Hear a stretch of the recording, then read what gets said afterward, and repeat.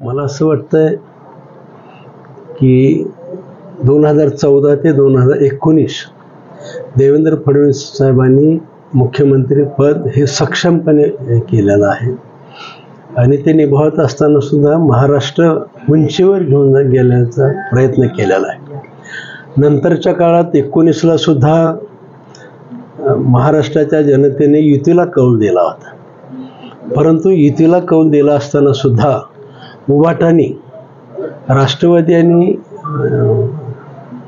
काँग्रेस यांच्याबरोबर युती करून महाराष्ट्राच्या जनतेच्या पाठीमध्ये खंबीर खुपसून राष्ट्रवादी आणि काँग्रेसबरोबर युती करून मुख्यमंत्री घेतले. 2.5 वर्षामध्ये या महाराष्ट्रातल्या मुख्यमंत्रीच्या काळामध्ये, उभाटाच्या काळामध्ये मुख्यमंत्री प्रवाससुद्धा कुठं करत नव्हते. घरात बसून टीव्हीवरती बसून सगळं मुलाखत देत होते. या काळात सुद्धा माननीय देवेंद्र फडणवीस विरोधी पक्षनेता असताना सुद्धा कोरोनाच्या काळात असतील किंवा कुठेही नेहमी जनतेमध्ये राहतात आणि समाजाचे प्रश्न सोडवण्याचा प्रयत्न करतात. आणि नंतरच्या काळात खऱ्या अर्थानं ज्या महाराष्ट्राच्या जनतेने युतीला कल दिला होता त्यातले खरे शिवसैनिक एकनाथ शिंदेंच्या नेतृत्वाखाली सहन न झाल्यामुळे बाहेर पडले आणि एकनाथ शिंदे साहेब, आदरणीय देवेंद्र फडणवीस यांनी एकत्र येऊन राज्यात सत्ता बदल केला आणि बदल झाल्यापासून त्याच्यानंतर मग अजितदादा सुद्धा त्याच्यामध्ये आले. पण ह्या तिघांनी मिळून, एकनाथ शिंदे असतील, देवेंद्र फडणवीस असतील, अजितदादा, ह्या तिघांनी मिळून महाराष्ट्राचं चित्र बदलण्याचा प्रयत्न केला. सर्वात जास्त महत्त्वाचं मला वाटतं की आमच्या माता भगिनीला न्याय देण्याचा प्रयत्न केला. अनेक योजना केल्या, तरुणांच्यासाठी सुद्धा अनेक योजना केल्या. या राज्यातला तरुण आर्थिकदृष्ट्या संपन्न झाला पाहिजे, या राज्यातल्या महिलासुद्धा आर्थिकदृष्ट्या संपन्न झाल्या पाहिजेत, स्वावलंबी झाल्या पाहिजेत आणि म्हणून नवीन नवीन योजना त्यांनी काढलेल्या आहेत. याचबरोबर या राज्यातला शेतकरी समाधान राहावा म्हणून वीज मोफत देण्याचं ठरवलेलं आहे. मागचं वीज बिल माफ करून पुढचं 5 वर्ष मोफत द्यायचं ठरवलं. या सगळ्या गोष्टी जर करायच्या असतील, ही धमक आणि संख्याबळसुद्धा तसं जर विचार केला तर कमी जागा घेऊन सुद्धा सक्सेस रेट चांगला दाखवलेला आहे. माननीय देवेंद्र फडणवीस नेतृत्व राज्याने सुद्धा स्वीकारलेलं आहे आणि त्यांच्या नेतृत्वाखाली जवळपास 132 जागा केवळ भारतीय जनता पक्षाच्या आलेल्या आहेत. ज्या पद्धतीनं देवेंद्र फडणवीस यांनी काम केलेलं आहे, कर्तृत्व आहे, मागचा 5 वर्षाचा जबरदस्त अनुभव आहे, अभ्यास दांडगा आहे आणि सगळ्यात महत्त्वाचं संघटनेमध्ये जे म्हणजे एकसंघ ठेवण्याचा प्रयत्न केला.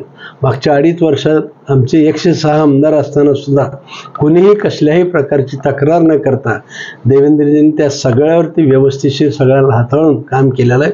आणि म्हणून मला वाटतंय या राज्याचे भविष्यातले मुख्यमंत्री सुद्धा देवेंद्र फडणवीस व्हावेत अशी मनापासून अपेक्षा व्यक्त. सोलापूर जिल्ह्याला काय पालकमंत्री मंत्री तो आता ते अजितदादा असतील, एकनाथ शिंदे साहेब असतील, देवेंद्रजी असतील, ते ठरवतील. तो निर्णय सर्वांनी मान्यच करावा लागतो. बापू, आपण मागच्या यामध्ये सहकार मंत्रीचा अनुभव आहे आणि आता आपल्याला पालकमंत्री आणि सहकार मंत्री मिळालं तर कसं?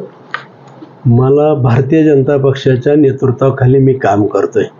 भारतीय जनता पक्षाचे संस्कार आहेत, काम करायचे संस्कार आहेत, फळाची कोणतीही अपेक्षा करायची नाही. आणि त्याचं ज्वलंत उदाहरण माझे नेते आदरणीय देवेंद्र फडणवीस. देवेंद्र फडणवीसांनी 106 अधिक 12 असताना म्हणजे अपक्ष असताना सुद्धा कोणत्याही प्रकारच्या मंत्रिमंडळात मी स्थान घेणार नाही. उलट एकनाथ शिंदे साहेब मुख्यमंत्री करून त्यांच्या पाठीशी खंबीरपणे काम करण आणि राज्यात संघटना वाढवण्याचं काम करायची सुद्धा त्यावेळेस ही केली आणि एकनाथ शिंदेंचं मुख्यमंत्रीपद घोषित केलं. आणि 5व्या मिनिटामध्ये ज्यावेळेस वरिष्ठांना कळालं, नेतृत्वांचा आदेश पाळला, त्यांनी सांगितलं की सत्तेच्या बाहेर तुम्ही राहू नका, सत्तेत सहभागी होऊन तुम्ही एकनाथ शिंदे साहेबाला सहकार्य करा. म्हणजे त्यागाची भूमिका त्यांचीच आदर्श आहे आणि आदेश पाळायचा सुद्धा त्यांचाच आदर्श आहे. ही भारतीय जनता पक्षाची संस्कार आहे खरं म्हणजे.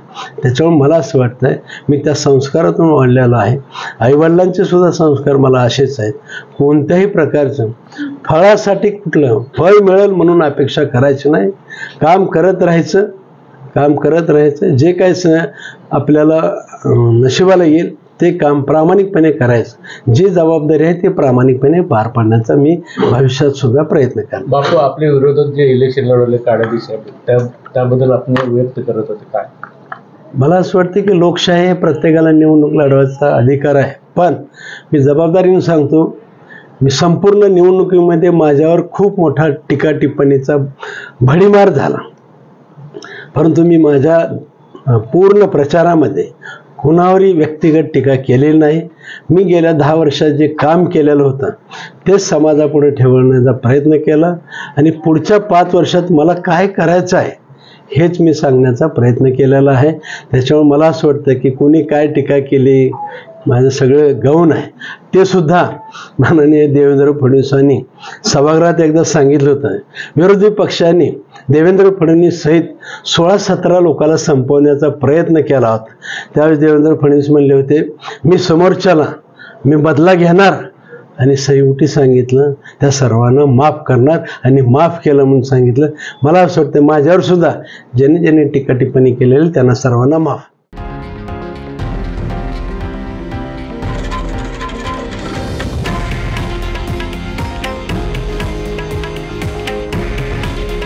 हे आहे देशातील नंबर 1 न्यूज नेटवर्क आणि आपण पाहत आहात TV9 मराठी. काळजी तुमची, हित महाराष्ट्राचं.